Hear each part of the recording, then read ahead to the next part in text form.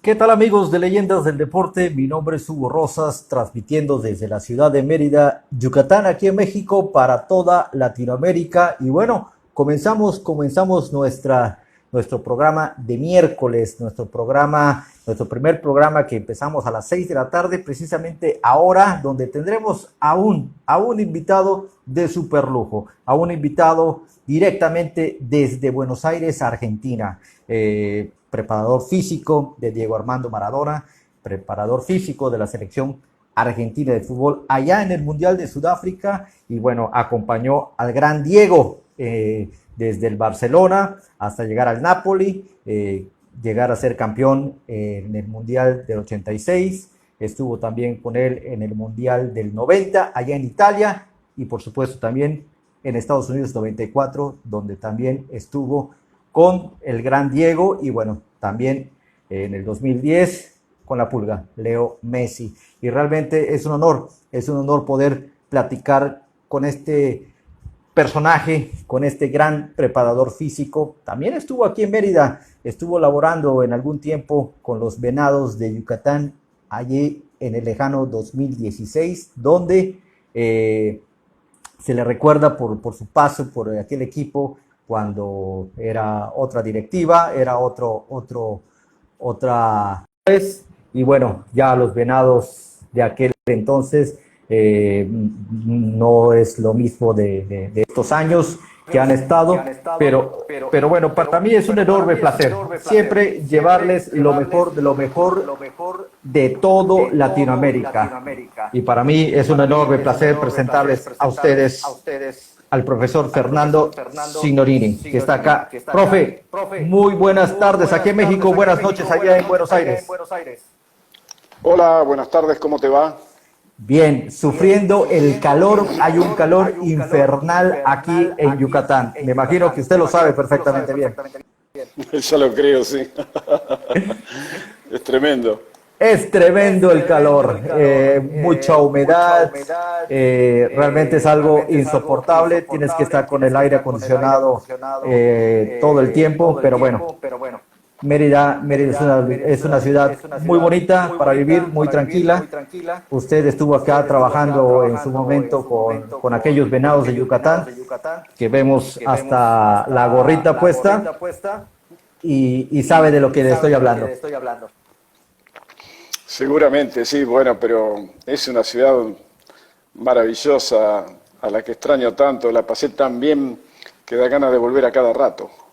No, pues bienvenido usted y todo este glamour que trae usted atrás en sus espaldas. Pero bueno, me imagino que todo el tiempo, mi querido profe, le preguntarán muchas cosas de Diego Armando Maradona, de la selección argentina, del propio Leo Messi. Yo quiero irme un poquito por el otro lado. Realmente yo quiero saber y queremos saber en toda Latinoamérica sus inicios.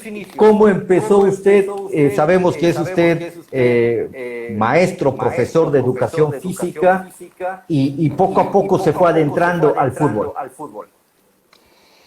Bueno, fue cuando yo tenía 21 años que se abrió la primera promoción del Profesorado Nacional de Educación Física en Lincoln, que es la ciudad donde soy originario en Argentina, en la provincia de Buenos Aires. Y bueno, y casi en manera fortuita, sin haber planificado absolutamente nada, decidí inscribirme junto con un amigo. Bueno, y en el segundo año de la carrera, en la mitad del segundo año, fui invitado en el Club Rivadavia de la misma ciudad a colaborar con el cuerpo técnico en la preparación de los jugadores. Bueno, y desde ahí ya son casi cerca de 46 años que estoy en el mundo del deporte y más específicamente en el fútbol, ¿no?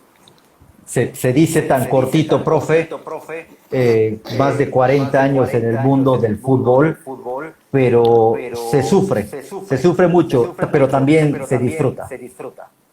Sí, como todo en la vida. Después depende de la filosofía con que uno decida recorrer el camino. Yo, por lo general, no soy afecto a dejarme manejar por las emociones, no solamente del fútbol, ¿no? Creo, hay un viejo proverbio chino que dice, controla las emociones, el goce de los sentidos es la matriz de los futuros problemas. Yo entonces hice buen aprendizaje de eso. Sé que, como también alguna vez dijo el escritor argentino Jorge Luis Borges, no hay que darle tanta importancia a esos dos grandes impostores, como son el triunfo y la derrota, porque en el triunfo te sentís el rey del mundo y en la derrota te das ganas de saltar al vacío, ¿no? Por eso ni uno ni otro. Yo disfruto sabiendo que aún en la derrota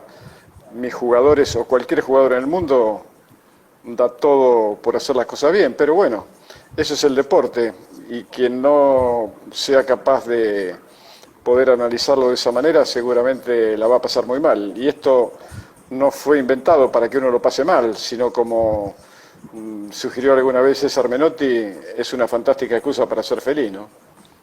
Excelente. Y también hay unas palabras que también dijo Jorge Valdano en su momento, que el fútbol es, entre lo menos importante, es lo más importante.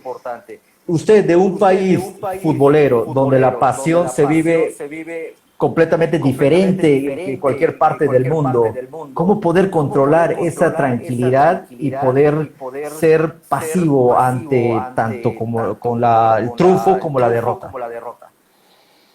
Yo creo que es una construcción que uno va desarrollando, va construyendo prácticamente día a día, porque yo sé que una vez que comienza el partido ya no hay más nada que hacer, todo queda en los pies y en la cabeza de los jugadores, así que la única preocupación es tratar de brindarles durante la semana todas las herramientas necesarias como para que sean capaces de intentar al menos jugar de la mejor manera, y a veces ni eso alcanza porque en la historia del fútbol está lleno de partidos en que un equipo domina con holgura a su adversario y sin embargo el otro, como dicen en España, se lleva el gato al agua, ¿no? Es usted un privilegiado, profe, de trabajar al lado del gran Diego, del propio Flaco Menotti, del profesor Menotti, que también estuvo aquí en México, del propio Leo Messi. Usted es un privilegiado en el mundo del fútbol.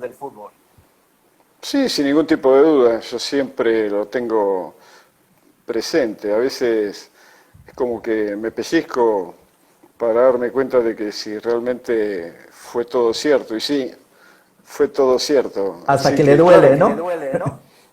Es cierto, sí, sí, sí. ¿Cómo poder trabajar con estas grandes figuras, profesor? Ellos fueron tocados por la mano de Dios. ¿Cómo poder trabajar con ellos? Bueno, extrañamente a lo que parece a la mayoría, con ellos es muy simple, muy fácil trabajar. El problema es cuando te tocan a lo mejor jugadores en planteles que no tienen esas características, que son más rudimentarios, que son más limitados, y entonces ahí sí, a lo mejor la influencia puede ser un poco mayor, pero con estos genios del fútbol, como en cualquier genio del deporte, todo se simplifica porque ellos mismos te ayudan a que eso sea así, ¿no? ¿Cómo programar? ¿Cómo programar un entrenamiento en aquel entonces con el gran Diego? Bueno, dependía, pues yo comencé con Diego cuando él sufrió, La fractura.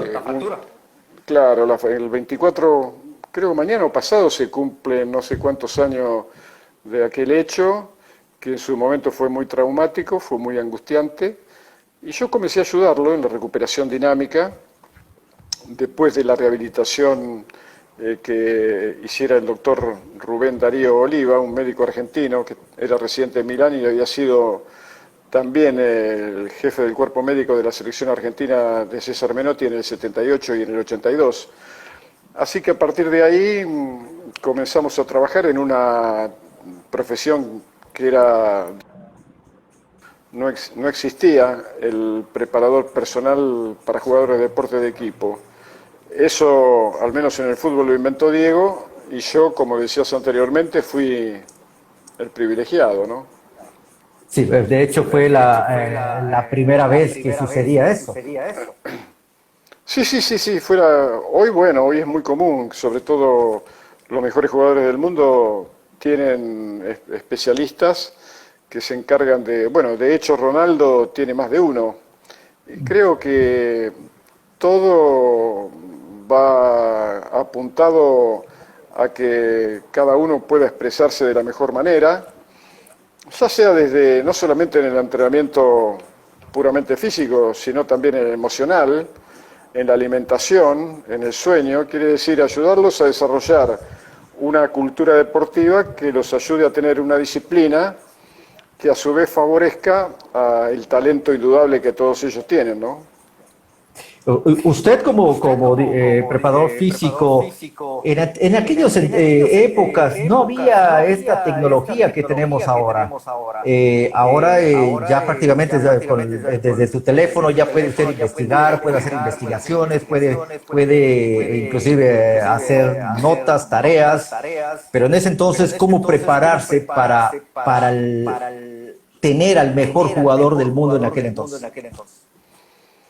Yo creo que era mucho más simple que ahora porque no estábamos a riesgo de dejarnos intoxicar por tanta tecnología, por tanto cientificismo, toda vez que el fútbol es un hecho cultural, es una construcción cultural de las clases populares, mucho más ligado a lo artístico que a lo científico. Yo creo que todos estos presuntos adelantos no hacen más que entorpecer, que confundir, que correr el eje de la cuestión. Lo importante sigue siendo el jugador, y seguramente ninguno de estos aparatos que cuestan tanto dinero van a ayudar a que él aprenda a jugar a favor de la eficacia. Son todas cosas que te tiran datos de lo que ya pasó, que no se pueden modificar y que no sirven de mucho para el futuro, porque a lo mejor el próximo partido no es ni siquiera parecido al anterior, ¿no? Sí, es correcto. Después de más de 40 años en el mundo del fútbol, en el mundo de la patada, como decimos aquí, profe, usted ya vio la evolución del fútbol, tanto europeo como allá en Sudamérica. Y obviamente tiene que usted que evolucionarse también y tomar cursos y hacer muchas cosas, porque el fútbol se volvió más dinámico, más activo, más rápido. No, bueno, pero yo creo que hay una gran confusión con todo eso, ¿no? Yo creo que, mira, en la mayoría de los equipos del mundo son muy pocos los jugadores de hoy que podrían haber sido titulares en los equipos de hace 40 años, ¿no? Esto es irreversible porque... ¿Usted cree? Sí, sí, no es que creo, estoy absolutamente convencido. De hecho, en Argentina, hoy mismo, si no contara con Lionel Messi a nivel de selección, no clasificaría prácticamente a ninguna copa. Digo, en el Mundial del 78, yo hace poco tiempo hablaba con el Pato Filiol, que fue el portero de aquella selección campeona, y sacábamos la cuenta que en la actualidad no hay mejor portero que Filiol, no hay mejor laterales que Holguín y Tarantini, no hay mejores centrales que Galván y Pasarela, ni volantes como Ardiles, como Gallego, como La Rosa, como Valencia, como Villa, ni delanteros como Houseman, como Bertoni, como Kempes, como Luque, como Ortiz. Quiere decir que estamos mucho peor. Yo creo que hoy, salvo Messi, ninguno de los jugadores actuales del fútbol argentino hubiera podido siquiera formar parte del plantel. Eso tiene también que ver con el hecho de que han cambiado los hábitos. Antes los chicos jugaban en absoluta libertad, 8, 9, hasta 10 horas por día. Hoy los tiempos se han reducido, la tecnología ha hecho que ellos pongan interés en otra cosa, en el celular, en la PlayStation. Y bueno, y así fue que todo se fue desvirtuando. Además, el miedo irrumpió de manera resuelta en el mundo del deporte, porque hoy se tiene miedo a todo. Miedo a perder el partido, miedo al rival, miedo a la imagen, miedo a no poder negociar un mejor contrato si se pierde. Los técnicos también están llenos de temores porque si pierden se pone en duda su capacidad, el periodismo lo masacra, los dirigentes entran a sospechar.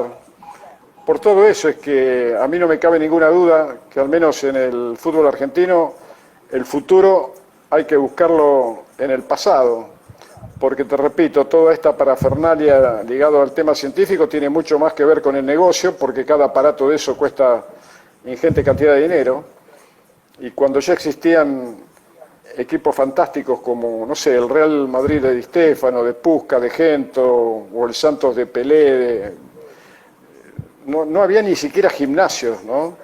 Era el jugador y la pelota. Entonces toda esa enseñanza que te daba el juego, que es el gran maestro, fue reemplazado por técnicas a lo mejor mucho más sofisticadas, que seducen sobre todo a los que no saben o a los que están confundidos. Pero realmente los grandes jugadores y los grandes entrenadores del mundo dicen exactamente lo mismo. El mismo Pep Guardiola expresó que una vez que empieza el partido es el jugador y la pelota. Y claro, los rivales que a veces no están para nada de acuerdo en dejarte hacer lo que vos pensás, ¿no? Profe, en Argentina los jugadores cada vez salen más jóvenes y con mucho más dinero realmente. Y ustedes allá en Argentina pueden hacer hasta 3, 4 selecciones mayores y de gran jerarquía. Son de los mejores pagados allá en Europa. Pero sabés que tu apreciación tiene que ver con el tiempo pasado. Hoy creo que Argentina no puede siquiera conformar una sola selección de nivel mundial.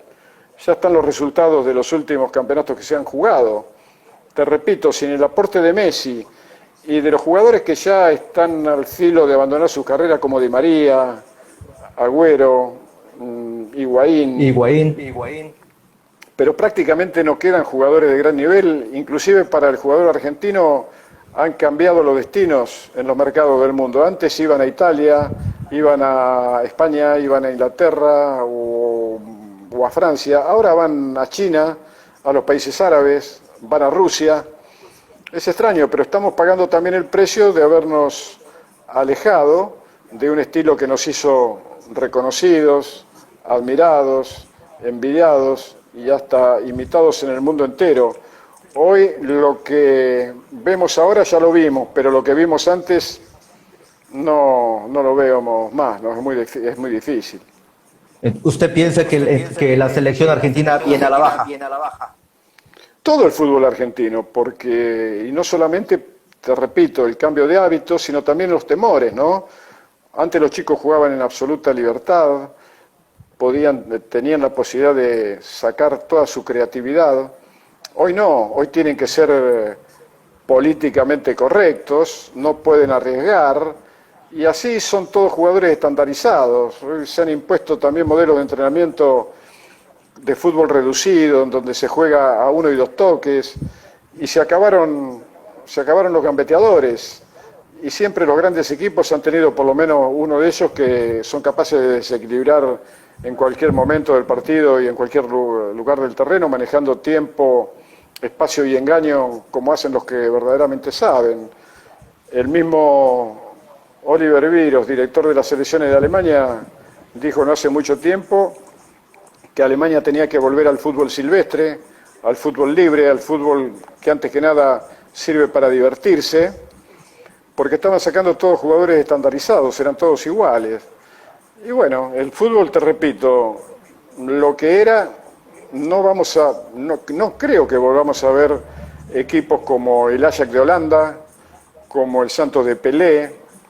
Creo que el último gran equipo ha sido a nivel mundial el Barcelona de Pep Guardiola, pero de aquí en adelante va a ser muy difícil, porque además este sistema que también es capitalista en el fútbol, que privilegia a una élite de privilegiados, los que tienen más dinero, que compran los mejores jugadores del mundo, pero si a esos grandes equipos como el Bayern Múnich, como Barcelona, como Real Madrid, como el City, como el Paris Saint-Germain, le sacás todos los extranjeros, poco quedaría de los grandes equipos que son ahora, ¿no?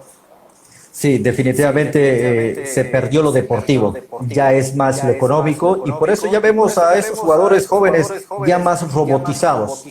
Ya no es como antes que jugaban con la técnica, aunque el fútbol era un poquito lento, pero realmente veíamos un verdadero fútbol. Y es lo que yo siempre he dicho a los aficionados.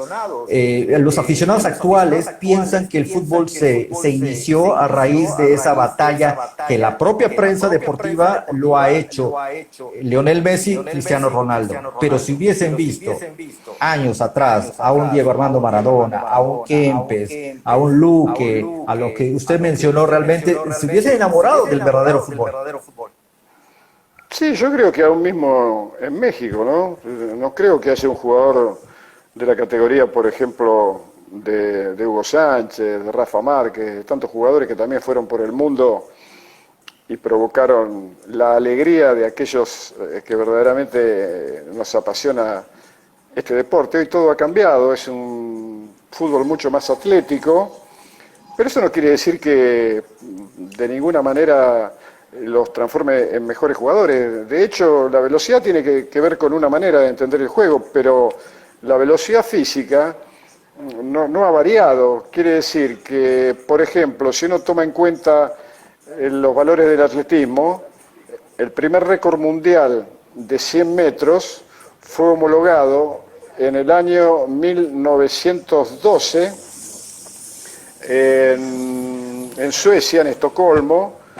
Fue un americano, Jan Lindskog, que señaló 10 segundos 6 para recorrer los 100 metros en pista de carbonilla, con cronometraje manual, sin calzado adecuado y la ropa tampoco.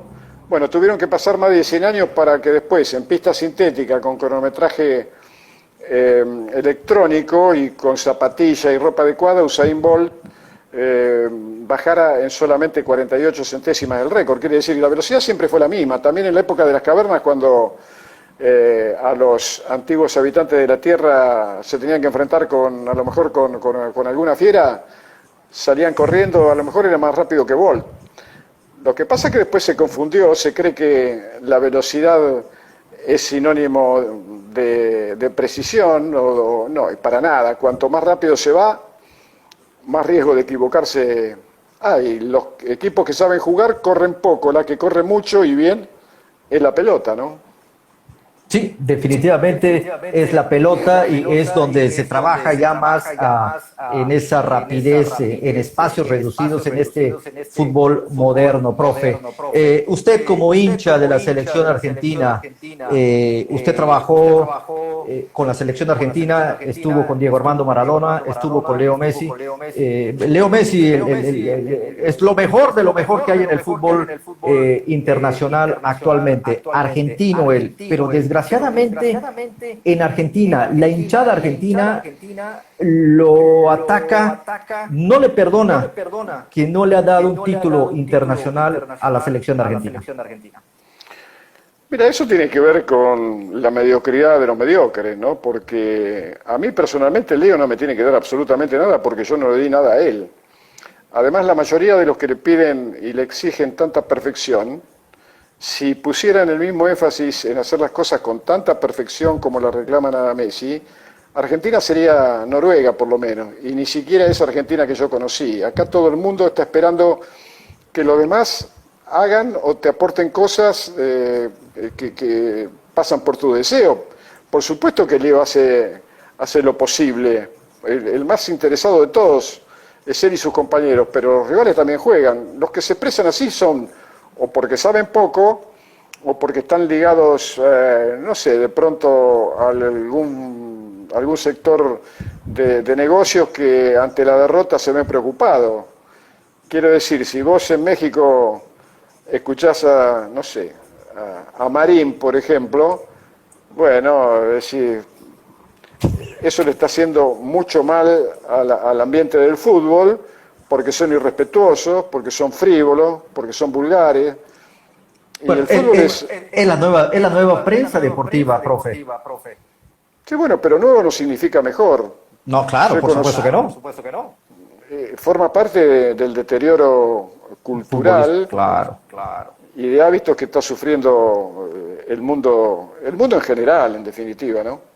Y es hasta cierto punto lamentable ver compañeros que estuvieron en la cancha, fueron futbolistas, se expresen igual de una forma muy negativa hasta cierto punto del fútbol. Yo no necesito escuchar el comentario de dicho jugador y pelearse con el compañero de cuadro. O sea, es algo que denigra al fútbol y sobre todo le da una mala información al hincha.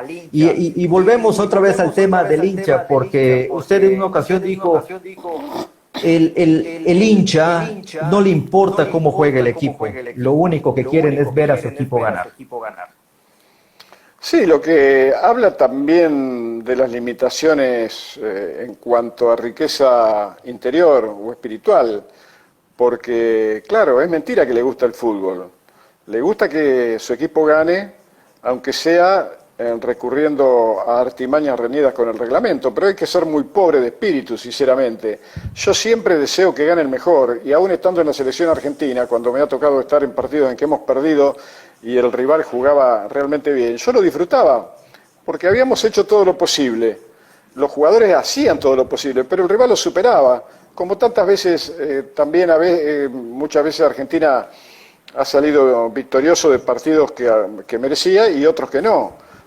Pero eso es el deporte. El que no lo entiende así es seguramente porque o lo confundieron o está confundido o, te repito, es muy pobre interiormente, ¿no?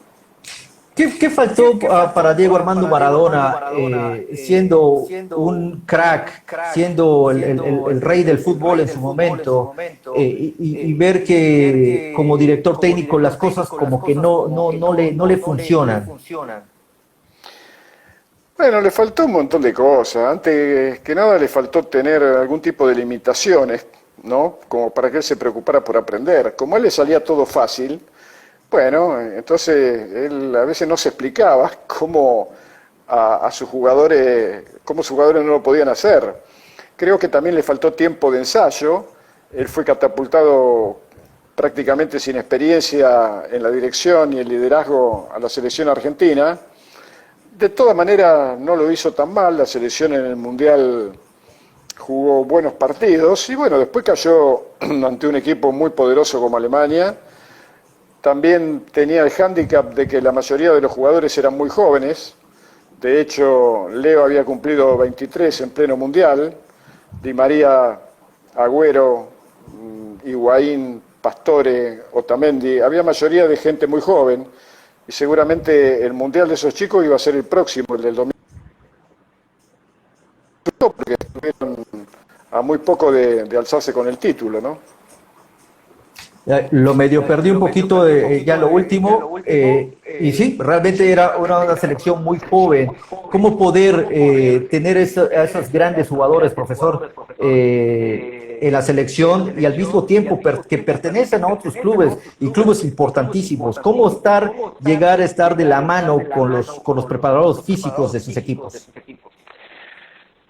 No, yo creo que como todas las relaciones humanas, ellos son lo que son para la prensa, para los medios, pero en definitiva son personas como nosotros, con temores, con angustias, con incertezas, también con virtudes y con convicciones. Simplemente creo que hay que usar una de las fuerzas más importantes que todo ser humano puede tener acceso, como es la del conocimiento y la del afecto, ¿no? Yo sinceramente me resulta mucho más fácil trabajar en esos niveles de alta competencia porque la mayoría son grandes jugadores que te ayudan inclusive a resolver tus propias dudas. Esto es irreversible, es así. Profe, después de trabajar con nuestro maestro, si se le puede llamar de esa manera, como el caso del señor Menotti, y lo tuvo primero allá en Barcelona, precisamente con la fractura de Maradona. Después coincidieron allí en Argentina con equipos como el Independiente. ¿Qué se le puede no sé, obtener de este gran señor que cuando vino a México revolucionó el fútbol mexicano? Bueno, lo mejor es como lo que podés recibir o obtener de los grandes maestros, ¿no? Conocimientos, manejo de grupo, el poder interpretar o poder aclarar un montón de misterios que tiene el juego, y sobre todo una concepción ética del hecho deportivo, por el que siempre hay que tener mucho cuidado en privilegiar los medios que se utilizan para lograr los fines, no caer en esa zancadilla que a veces te pone el ansia de vencer y recurrir a lo mejor a recursos que están reñidos con el reglamento. La trampa es una porquería en el fútbol como en la vida, y eso siempre César lo tuvo muy claro y a su vez lo transmitía.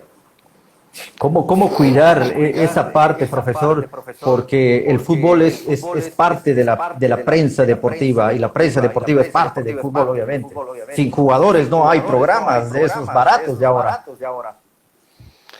Sí, bueno, por eso yo creo que es necesario tal vez que los organismos que tiene el Estado intervengan para también exigir un control de contenido. No se puede decir cualquier cosa, no se puede insultar, no se puede ser tan vulgar, no se puede ser tan irrespetuoso con un hecho cultural como antes que nada es el fútbol, pero aparentemente todavía esa decisión está verde. Antes o después se va a tomar, obviamente, porque la sociedad puede soportar hasta un momento, pero después ya es como que se aburren, se empalagan de tanta mediocridad, ¿no? Bueno, realmente aquí en México parece ser que lo que más gusta, ver cómo se pelean entre ellos mismos, ofendiendo, insultos. De hecho, hasta hay intentos de golpes en los programas. Y se me hace un poco ya muy lamentable todo esto. Y yo creo que hay que denunciarlo, ¿no? Hay que denunciarlo con nombre y apellido. Si hacen eso, el que lo hace hay que decir que es una rata, que no merece estar, porque el fútbol no lo merece, porque le hacen mucho mal al fútbol, y además le hacen mucho mal a las jóvenes generaciones que ven eso y se creen que para llegar a ocupar un lugar de privilegio en los medios o en la sociedad es utilizando esas artimañas, pero después resulta que tenemos que padecer que la sociedad cada vez está más quebrada desde el punto de vista cultural, más deteriorada, y ellos son los personeros que le hacen el juego a los productores que le exigen que sigan un tipo de línea en sus programas que son verdaderamente obscenos, y el Estado, por eso te digo, tendría, porque no puede ser que, no sé cuánto invierte México de su Producto Bruto Interno en educación. Muy poquito. Bueno, pero es una contradicción, no tendría que invertir nada, porque después están estos tipos que destruyen con pocas palabras y con esa frivolidad espantosa todo lo que uno puede construir, o lo que pueden construir los grandes maestros, los grandes profesores que seguramente hay en México, porque yo, por ejemplo, también debo decir que he trabajado dentro de un cuerpo técnico que si algo defendía o si por algo se caracterizaba, era por los principios, por los valores éticos, culturales y morales del fútbol. Quiere decir, hay gente maravillosa, son verdaderos formadores, pero bueno, desgraciadamente los medios también privilegian a los de formadores, y por eso estamos pasando la que estamos pasando, no solamente en el fútbol, sino en la sociedad, ¿no? Sí, definitivamente me queda más, estoy completamente de acuerdo con usted, de programas basura, de qué sirve tener grandes historiadores, grandes filósofos, grandes poetas, cuando prendes la televisión y quieres ver algo bueno, que es un deporte, se están diciendo, mentándose la madre uno con otro, y si quieres ver algo, no sé, otro tipo de cosa, son esos famosos reality shows, donde ya todo está programado para ver quién va a ganar, ya se sabe todo. Bueno, en fin, todo ha sido una real porquería, y esto, lo que, como usted dice, es lo que estamos viviendo. Esta es nuestra sociedad de ahora. Esto es lo que está viendo nuestra juventud para el día de mañana. Por eso digo que, así como yo digo que el futuro del fútbol argentino hay que buscarlo en el pasado, yo digo que también el futuro de las sociedades a nivel mundial prácticamente, y también en México hay que buscarlo en el pasado, porque resulta extraño que en el mismo país a donde nació, por ejemplo, qué sé yo, Frida Kahlo, Diego Rivera, Hidalgo, Carlos Fuente, también nazcan marines y otro montón de mamarrachos que son realmente despreciables y que la sociedad y la historia de ese fantástico país que es México no merece, ¿no? Y es que antes teníamos a grandes periodistas deportivos, pero lamentablemente nada es eterno y de repente llegan este tipo de gente donde lo primero que quieren es traer esa audiencia con programas amarillistas, denigrando nuestro fútbol y desgraciadamente esto es lo que hay. Profe, después de estar en mundiales, México 86, en su momento, después llegó con el flaco Menotti, con los Tecos de la Universidad Autónoma de Guadalajara, regresa otra vez a México para incorporarse no recuerdo si era con las Coras de Tepic primero o con los Venados de Yucatán en su momento. ¿Qué lo hizo? Primero fue en Puebla. Ah, con Puebla. En Puebla, sí, estuvimos en Puebla también, fantástica, maravillosa ciudad, sí, cómo no. Pero seguramente se enamoró más de Mérida que de Puebla. Son las dos ciudades. Lo que pasa que, claro, que Mérida es muy verde, es maravillosa, es muy tranquila y tiene muy cerca ese otro tesoro universal que es la Riviera Maya, ¿no? Bueno, Cancún está 2 horas y media de acá. Pero, Claro, ¿qué tal el calor? Sí, bueno, pero qué sé yo, cuando uno la pasa bien, yo a veces salía, no sé, a tomar un café por la avenida Montejo con un sol de plomo. Pero yo era muy feliz porque eso también marca el hecho de que hay que ser privilegiado para tener la posibilidad de conocer esas ciudades, ¿no? Es para valientes, profe. Profe, le hacía la pregunta. Cuando le mencionan Puebla, Coras de Tepic, Venados de Yucatán, ¿qué fue lo que lo atrajo? Ese proyecto tuvo que haber sido un proyecto bastante bueno para que el profesor Fernando Signorini venga a México a trabajar. Sí, fundamentalmente fue por mi amistad con Marcelo Michel. Fue él el que me convocó, yo lo conocía cuando él estaba muy cerca de la directiva en Tecos de Guadalajara, era muy joven, tenía 20, 21 años, pero él a los 25 fue director general de fútbol de la Chivas de Guadalajara y en ese rol lo llevó a Johan Cruyff, con el que tenía una relación fluida, hablaba cada rato. Me parece que es un rara avis en el mundo del fútbol, Marcelo, porque además es un chico de una cultura basada en un humanismo que realmente es muy agradable, que sorprende en el mundo del fútbol, pero además de todo el cuerpo técnico, de Giancarlo Salazar, de Freddy Jauregui, bueno, de toda la gente de Venado, de Rodolfo Rosa, de Cacho Puerto, no sé, de Mike, de Daniel Roselo, de todos. Yo sinceramente me sentía como en mi casa porque en definitiva lo que transforma en inolvidable a los lugares no son sus paisajes, porque paisajes hermosos hay en todos lados, no es su comida porque hay muchos lugares que se come bien, es la gente, la calidad de la gente y el modo de relacionarse, la gentileza, la empatía. Eso es lo que hace inolvidable y por eso México y Mérida en especial para mí son inolvidables, ¿no? Sí, definitivamente hablar de estos personajes, el propio Giancarlo, Daniel Roselo, el propio Ofo Rosas, que es el actual presidente del club, ya mayoritario, en aquel entonces era minoritario, ahora ya tiene el control del club. Realmente son tipos que tienen una visión que lamentablemente los resultados no se le han dado, pero bueno, no quitan el dedo del renglón. Son gente que se merece un respeto porque siguen intentando, a pesar de tener malas temporadas, pero siguen allá, siguen dando fútbol profesional aquí al estado de Yucatán. Sí, gente, sinceramente, ¿no? Gente maravillosa, yo he tenido una relación que conservo y que seguramente se va a seguir perpetuando y proyectándose en el tiempo. La última vez que estuve en Mérida, recuerdo que fuimos todos, a cenar a Santa Lucía, a esa maravilla que es uno de los lugares más lindos del mundo para cenar y compartir con amigos, la música, el color. Además es muy cosmopolita porque hay gente de todo el mundo, pero sobre todo por la compañía de ellos, que son tan agradables, ¿no? Sí, sí, sí, realmente Santa Lucía es un lugar muy especial, a unas cuantas cuadras de, ahora sí que del cuadro principal de la ciudad, muy bohemio, sobre todo esas calles empedradas que hay aquí, muy colonial.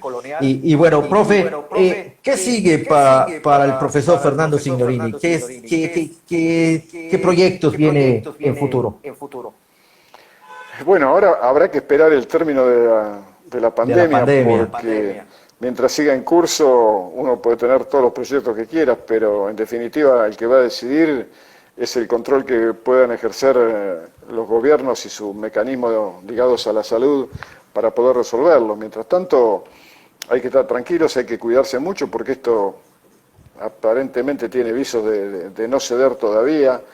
Así que nada, haciendo como decimos en Argentina un poco la plancha, como en el agua, esperando que pase y después resolver en consecuencia. Obviamente que no pierdo ni mucho menos la esperanza de volver cuanto antes a ese maravilloso lugar a donde vos mismo estás ahora, ¿no? Aquí lo vamos a esperar, mi querido profesor. Y bueno, quiero transmitirle un mensaje que le manda nuestro querido amigo Sebastián Carrizo, que dice: saludos grande al mejor profesor de todas las épocas, dice nuestro querido Sebas. Es un mentiroso porque tampoco tiene tantos años como para decir de todas las épocas. Bueno, lo que pasa es que todavía se cree joven, porque se acaba de retirar a los 42, 43 años. Ya ni la joda. Sí, tú también, un chico maravilloso. Mira, el fútbol te deja sobre todo, porque después con el tiempo uno se olvida de las victorias, de las derrotas, y lo que quedan son las relaciones humanas, ese afecto imperecedero que va a trascender, que es lo que realmente trasciende cuando nos encontramos con cualquiera de los chicos que he tenido la suerte de compartir y disfrutar. Tras el abrazo es cómo está y te acordás aquel día, y de los partidos no nos acordamos prácticamente. También está nuestro querido amigo Félix Martín Ubaldi, aquel jugador del Independiente. También vino a jugar con el Atlas. También estuvo en el Atlas, claro. Bueno, a él también un abrazo enorme, cargado de afecto. Sí, les mandamos un fuerte abrazo a nuestro querido Martín, a Sebas y bueno, toda la gente que nos está escribiendo. Profe, realmente estamos viviendo una época muy complicada, muy difícil. Nunca pensamos que esto fuera a suceder. Empezamos el año con energías positivas. Y llegó la pandemia y ya estamos a punto de cerrar el año y no vemos un hasta cuándo. No, sinceramente es así. Por eso digo que en ese caso hay que utilizar el sentido común, seguir las indicaciones de aquellas personas que se han preparado durante tantos años, los virólogos, los infectólogos, porque si uno quiere tomar soluciones por uno mismo, no es la manera. Uno tiene un compromiso con el otro dentro de la sociedad, porque si no hay que irse a vivir a la montaña, ser un eremita, hacer lo que uno quiere, pero mientras se vive en sociedad hay que seguir las indicaciones de los que más saben, que seguramente ellos también están llenos de dudas, pero seguramente tienen más certezas que la que podemos tener nosotros, ¿no? Si nos alejamos de nuestra vanidad o de nuestros propios intereses. Sí, profe, realmente muchos países están ya poco a poco saliendo. Inclusive aquí en Mérida ya tenemos una semanita de que ya empezamos a salir un poquito, a comparación de Argentina. En Argentina la gente no entiende, la gente sigue en reuniones, he visto fotografías donde se juntan como si las cosas no estén pasando, pero desgraciadamente la economía del mundo está completamente rota, pero la Argentina está más que rota. Sí, bueno, por eso te digo que lo que pasa aquí es siempre más de lo mismo. No debe ser para nada fácil poder gobernar un país lleno de argentinos, ¿no? Es realmente todo. Yo creo que eso explica también por qué Argentina es uno de los países, y sobre todo Buenos Aires, que más psicólogos tiene por cantidad de habitantes. Imagínate que cualquiera habla de pandemia, quiere decir que están todos locos, necesitan terapia. Cualquiera es capaz de decir que Messi es pecho frío, que no siente libre. Entonces, discutir eso es decir que estamos mal, necesitamos terapia. Necesitan terapia intensiva, profe.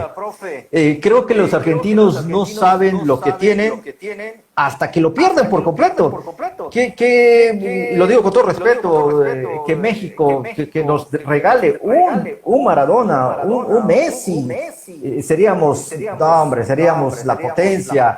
Cristiano Ronaldo es amado en Portugal y nunca le han exigido una Copa del Mundo. Ellos felices de la vida cuando ven que su compatriota gana títulos individuales, pero en Argentina no se lo perdonan al mejor futbolista del mundo, que es Leo Messi.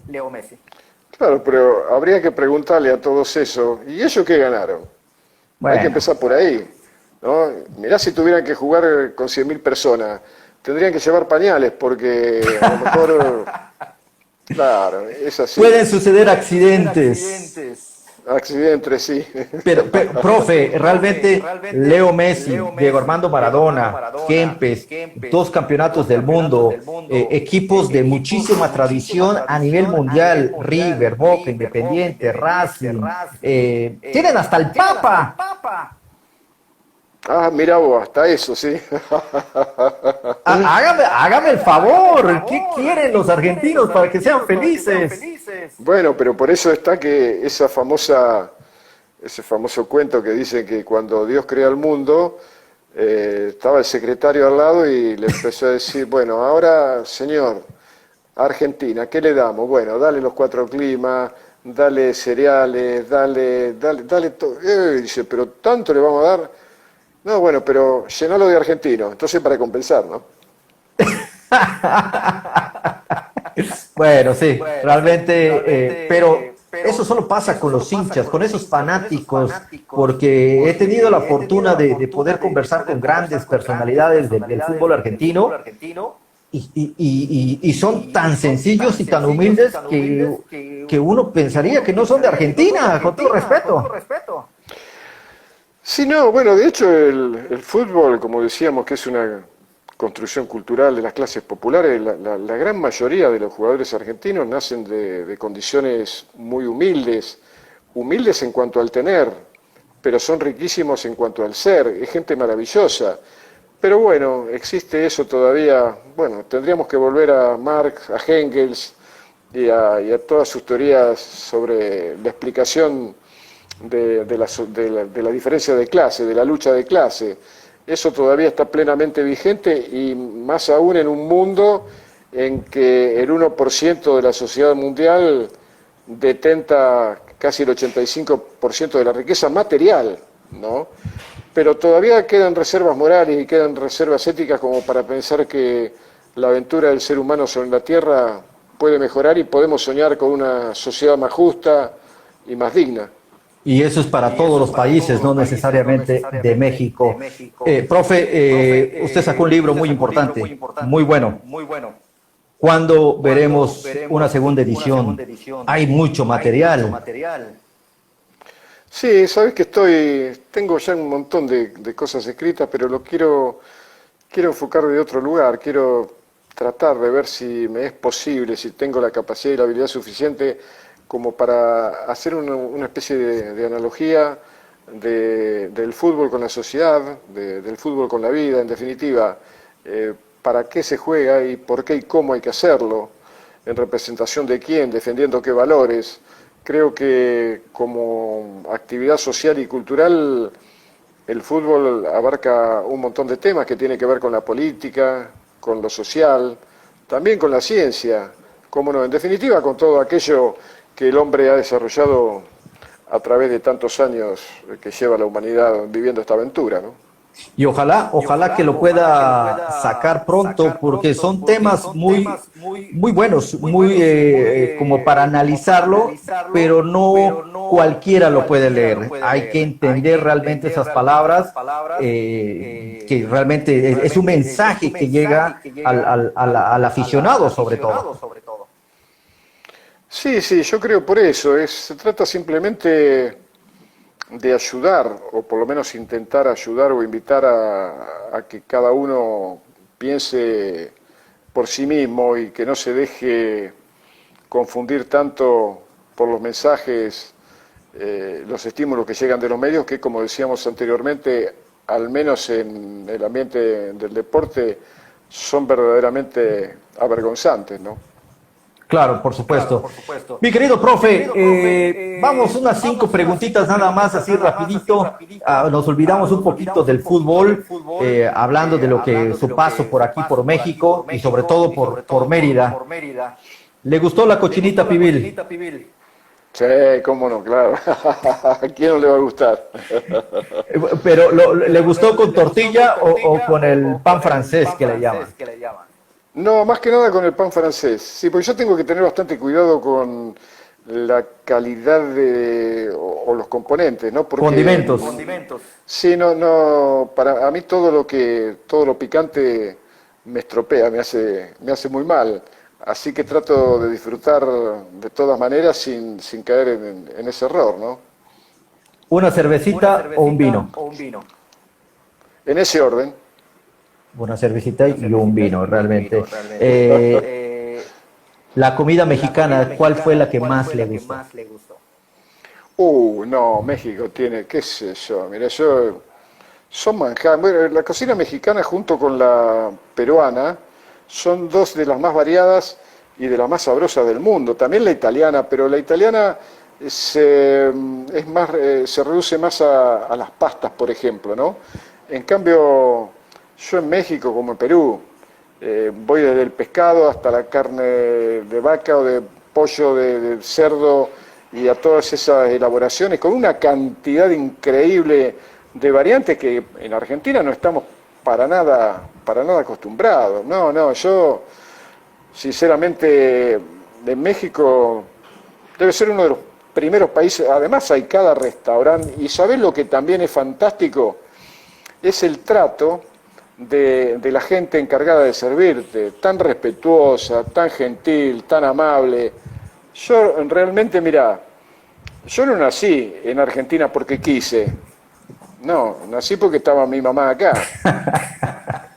Entonces yo digo que mi lugar en el mundo es el mundo y sobre todo aquellos lugares donde yo me siento realmente bien, donde te sentís respetado y sos también y devolvés con la misma moneda. Y México es uno de mis lugares preferidos para vivir, no me cabe absolutamente ninguna duda, ¿eh? El Estadio Azteca, profe.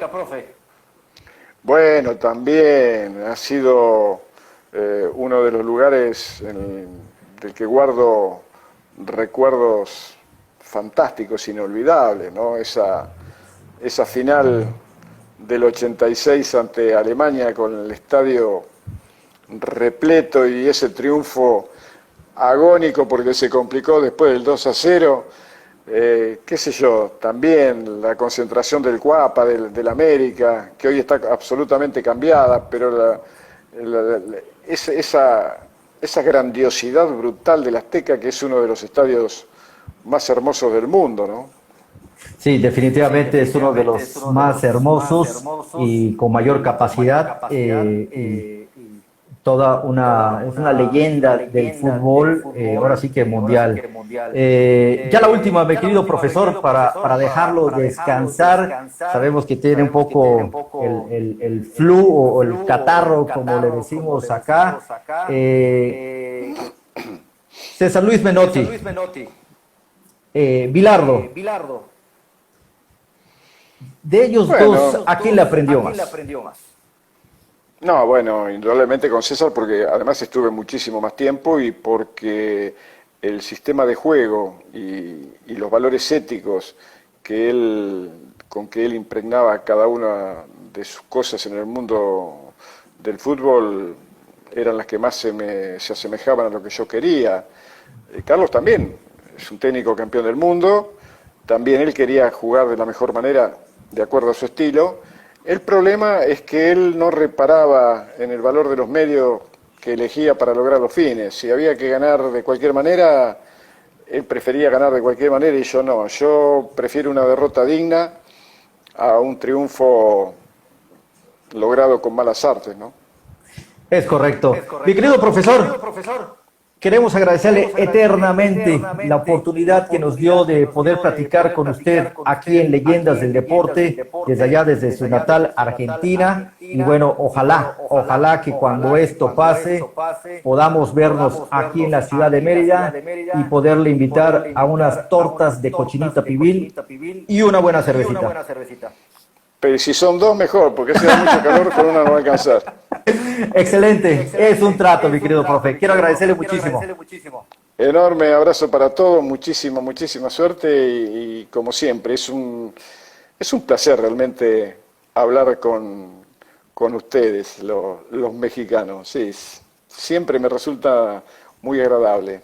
Así que muchas gracias y un abrazo para todos. Hasta pronto.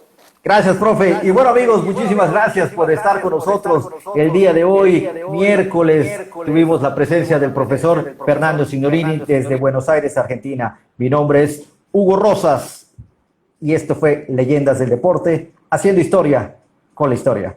Muchísimas gracias y que pasen muy buenas tardes.